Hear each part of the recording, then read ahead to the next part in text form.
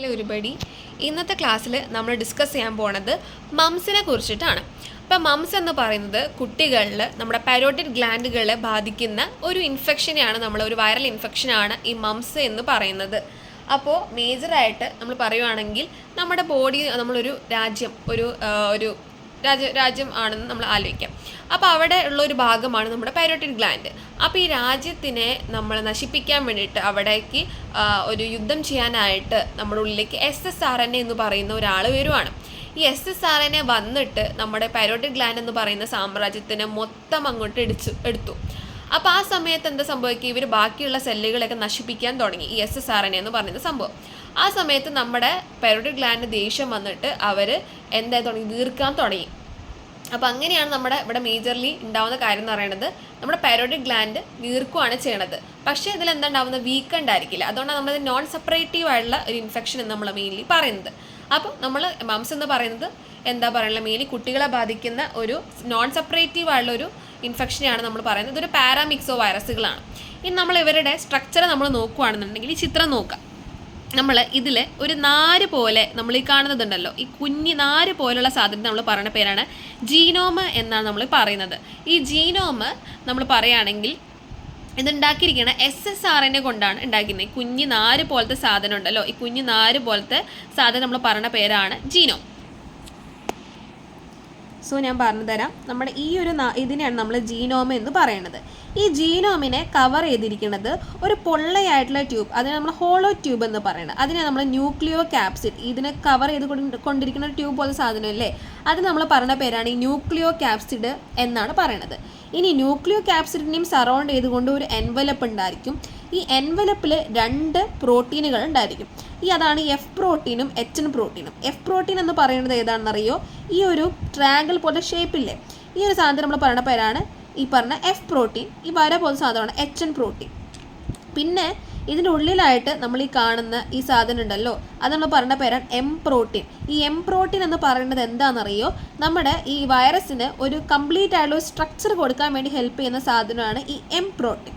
ഇനി ഈ F പ്രോട്ടീൻ്റെ ഫംഗ്ഷൻ എന്താണെന്ന് ചോദിച്ചാൽ, നമ്മുടെ ഈ സെല്ലുമായിട്ട് നമ്മുടെ ഈ വൈറസിനെ അറ്റാച്ച് ചെയ്യിപ്പിക്കാൻ വേണ്ടി ഹെൽപ്പ് ചെയ്യലാണ് ആരുടെ ഫംഗ്ഷൻ, F പ്രോട്ടീൻ്റെ ഫംഗ്ഷൻ.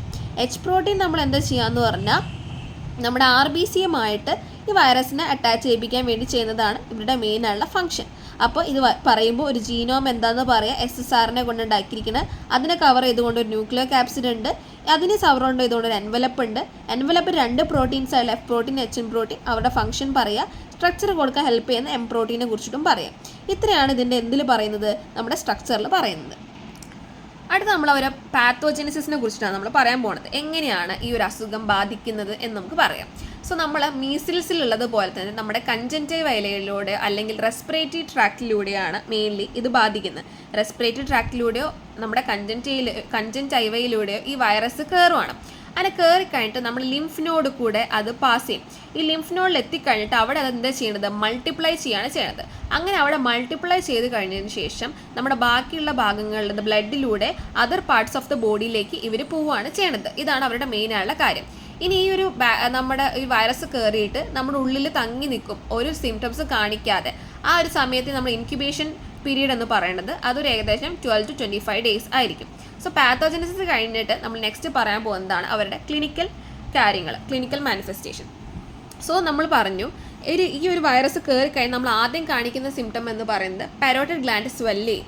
അതാണ് നമ്മൾ പൈരോട്ടിഡ് സ്വെല്ലിങ് എന്ന് നമ്മൾ മേജർലി പറയുന്നത്. മനസ്സിലായല്ലോ. ഇനി ഈ പൈരോട്ടിഡ് സ്വെല്ലിങ് ചെയ്യുന്ന സമയത്ത് നമുക്ക് ഭയങ്കര വേദന ഉണ്ടായിരിക്കും. അതേപോലെ നോൺ സെപ്പറേറ്റീവ് ആണ്, കാരണം അവിടെ വീക്കം ഉണ്ടായിരിക്കില്ല. അത് പക്ഷേ നമുക്ക് നല്ല ഇവിടെ വേദന ഉണ്ടായിരിക്കും, അതിനൊപ്പം തന്നെ പനി ഉണ്ടായിരിക്കും. ഇതാണ് അവിടെ മെയിൻലി കാണുന്ന സിംറ്റംസ് എന്ന് പറയുന്നത്.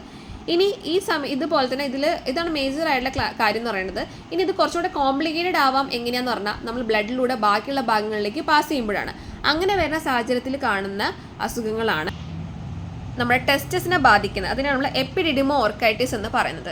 ഈ എപ്പിഡിഡിമോ ഓർക്കൈറ്റിസ് എന്ന് പറയുന്നത് നമ്മുടെ ടെസ്റ്റിസ് സ്വെല്ലൻ ആവുന്ന ഒരു കാര്യത്തിനെയാണ്. ടെസ്റ്റിസ് സ്വെല്ലൻ ആവുകയും ഭയങ്കര പെയിന് വരികയും അതേപോലെ തന്നെ നമുക്ക് ഷിവറിങ് വരുന്ന ഒരു കേസിനാണ് നമ്മൾ ഈ പറഞ്ഞ എപ്പിഡിഡിമോ ഓർക്കൈറ്റിസ് എന്ന് പറയുന്ന ഒരു അസുഖം എന്ന് പറയുന്നത്. അതേപോലെ തന്നെ ചില സമയത്ത് 60% ഓഫ് കേസുകളിൽ നമ്മുടെ CNS ഇത് ബാധിക്കാം. അതിൽ 10% ഓഫ് കേസുകളിൽ മെനിഞ്ചൈറ്റിസ് വരാനുള്ള ചാൻസ് ഉണ്ട്. അപ്പോൾ ഇത് വന്നിട്ടുണ്ടോ നമുക്ക് കണ്ടുപിടിക്കണമെങ്കിൽ CNS ഫ്ലൂയിഡ് നമ്മുടെ ഈ പറഞ്ഞ CSF ഫ്ലൂയിഡ് നമ്മൾ നോക്കുമ്പോൾ അതിൽ സെല്ലുകളുടെ അളവ് കുറഞ്ഞിട്ടുണ്ടെന്നുണ്ടെങ്കിൽ നമുക്ക് പറയാം നമുക്ക് അസുഖം ബാധിച്ചിട്ടുണ്ട്, മെനിഞ്ചൈറ്റിസ് ഉണ്ടെന്ന് നമുക്ക് പറയാൻ പറ്റും. സോ അതാണ് നമ്മുടെ ക്ലിനിക്കൽ കാര്യത്തിൽ നമ്മൾ പറയുന്നത്. അടുത്ത നമ്മുടെ ലാബ് ഡയഗ്നോസിസ് ആണ്.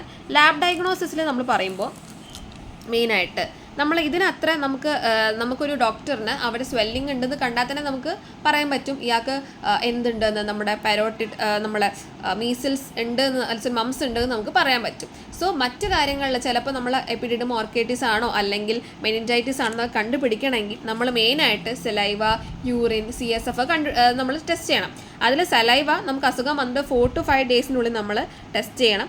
യൂറിനിലൂടെ ആണ് നമ്മൾ ടെസ്റ്റ് ചെയ്യുന്നതെങ്കിൽ 2 വീക്കിനുള്ളിൽ യൂറിൻ എടുത്തിട്ട് നമ്മൾ ടെസ്റ്റ് ചെയ്യണം. CSF ആണെന്നുണ്ടെങ്കിൽ ഒരു 8 to 9 ഡേയ്സ് ഉള്ളിൽ തന്നെ നമ്മൾ എന്ത് ചെയ്യണം, നമ്മൾ അത് അസുഖം വന്നതിന് 8 to 9 ഡേയ്സിനുള്ളിൽ തന്നെ നമ്മൾ എന്ത് ചെയ്യണം, ഈ CSF എടുത്ത് നമുക്ക് ടെസ്റ്റ് ചെയ്യാവുന്നതാണ്. ഇതാണ് ഇവിടെ ലാബ് ഡയഗ്നോസിസിൽ പറയുന്നത്. ഇനി നമുക്ക് നമ്മുടെ കൾച്ചർ ചെയ്യുന്ന ഒരു കാര്യം ചെയ്യാൻ പറ്റും. കൾച്ചർ ചെയ്യുന്നത് നമ്മുടെ മങ്കി കിഡ്നി അല്ലെങ്കിൽ HELA നമുക്ക് ഇവരെ വൈറസുകൾ നമുക്ക് ഗ്രോ ചെയ്തെടുക്കാം. ഇവിടെ എന്ന് പറയുമ്പോൾ സെല്ലുകൾ തമ്മിൽ കൂടി ചേരാനുള്ള ചാൻസ് ഉണ്ട്. അതിനെ സിൻസൈഷ്യൽ ഫോർമേഷൻ നമ്മൾ മെയിൻലി പറയുന്നത്. പിന്നെ നമ്മുടെ ചിക്കൻ്റെ എഗ്ഗിലും നമുക്ക് അവരുടെ അമ്യൂണിറ്റി ഫ്ലൂയിഡിൽ നമുക്ക് അവിടെ ഗ്രോ ചെയ്യാൻ പറ്റും. 35 ഡിഗ്രി സെൽഷ്യസിൽ നമ്മളൊരു 5 ഡേയ്സോളം ഇൻക്യൂബേറ്റ് ചെയ്താൽ തന്നെ നമുക്ക് ഈ വൈറസിന് നമുക്ക് ഈ എഗ് ഓഫ് ദ ചിക്കനിൽ നമുക്ക് ഗ്രോ ചെയ്യാൻ പറ്റും എന്നാണ് പറയുന്നത്. പിന്നെ സെറോളജിക്കൽ ടെസ്റ്റുകൾ പറയുന്നത് നമ്മൾ ബ്ലഡ് എടുക്കുക, ആൻറ്റിജൻ ഡിറ്റക്ഷൻ, ആൻറ്റിബോഡി ഡിറ്റക്ഷൻ പറയാം. പ്രൊഫൈലാക്സിസ് എന്ന് പറയുമ്പോൾ നമ്മൾ പറയുന്നത് ജെറിലിൻ സ്ട്രെയിൻസ് ആണ് നമ്മുടെ വാക്സിനായിട്ട് നമ്മൾ മെയിൻലി ഉപയോഗിക്കുന്നത്. നമ്മൾ 1 വയസ്സ് പ്രായമുള്ളപ്പോഴാണ് ഈ വാക്സിനേഷൻ നമ്മൾ കൊടുക്കുന്നത്. 10 വയസ്സ് വരെ നമുക്ക് പ്രൊട്ടക്ഷൻ കിട്ടും. സബ്ക്യൂട്ടീനിയസ് ആയിട്ടാണ് നമ്മൾ എന്ത് ചെയ്യുന്നത്, ഈ വാക്സിൻ കൊടുക്കുന്നത്. അപ്പോൾ ഇത്രയും കാര്യങ്ങളാണ് നമ്മൾ മംസ് പറയുമ്പോൾ എന്താണ് മംസ് എന്ന് പറയുക, എങ്ങനെയാണ് മംസിൻ്റെ പാത്തോജൻസിസ്, അതിൻ്റെ സ്ട്രക്ചറിൻ്റെ കാര്യങ്ങൾ എഴുതാൻ മറക്കരുത്. ക്ലിനിക്കലായുള്ള കാര്യങ്ങളായിട്ടുള്ള എന്തൊക്കെയാണ് പാരോട്ടിഡ് സ്വെല്ലിംഗ്, എപ്പിഡിഡം ഓർക്കൈറ്റിസ്, അതുപോലെ തന്നെ മെനിഞ്ചൈറ്റിസ് വരാം. പിന്നെ നമ്മൾ എങ്ങനെയൊക്കെയാണ് ടെസ്റ്റ് ചെയ്യുന്നത്, സാധാരണ കേസുകളിൽ നമുക്ക് ലാബ് ഡയഗ്നോസിസ് ഇല്ല, പക്ഷെ നമുക്ക് വേണമെങ്കിൽ യൂറിൻ എടുക്കാം, സലൈവ എടുക്കാം, CSF എടുക്കാം. യൂറിൻ എടുക്കുകയാണെങ്കിൽ 2 വീക്സ്, സലൈവ എടുക്കുകയാണെങ്കിൽ 4 to 5 ഡേയ്സ് ഓഫ് ഇൻഫെക്ഷൻ വന്നതിന് ശേഷം 8 to 9 ഡേയ്സ് ആണെങ്കിൽ CSF എടുക്കാം. ഇത്രയും കാര്യം പറഞ്ഞു. സെറോളജിക്കൽ ആയിട്ടുള്ള കാര്യങ്ങൾ പറഞ്ഞു. നമ്മുടെ അതിന് മുന്നേ കൾച്ചറിങ്ങിൻ്റെ കാര്യങ്ങൾ പറഞ്ഞു. നമ്മുടെ കൾച്ചറിങ്ങിൻ്റെ കാര്യം പറയാം. HELA നമ്മുടെ നമ്മുടെ കിഡ്നിയുടെ കേസ് പറഞ്ഞു. അതുപോലെ തന്നെ വേറെ നമ്മൾ എഗ്ഗിലേക്ക് നമ്മൾ അമ്നിയോട്ടിക് ഫ്ലൂയിഡിലേക്ക് നമ്മൾ കൾച്ചർ ചെയ്യുന്ന കാര്യം പറഞ്ഞാൽ സെറോളജിക്കൽ ടൈപ്പിംഗ്. പിന്നെ പ്രൊഫൈലാക്സിസ് ആയിട്ടുള്ള എഡ്മോൺസൺ സാക്രബ്സ് ചെയിൻ എടുക്കുക. 10 വയസ്സ് വരെ നമുക്ക് പ്രൊട്ടക്ഷൻ കൊടുക്കും. എങ്ങനെയാണ് നമ്മൾ കൊടുക്കുന്നത്, സബ്ക്യൂട്ടീനിയസ് ആയിട്ടാണ് നമ്മൾ കൊടുക്കുന്നത്. ഇത്രയും കാര്യങ്ങൾ നമ്മൾ ഇതിൽ ഉൾപ്പെടുത്താൻ മറക്കരുത് കേട്ടോ.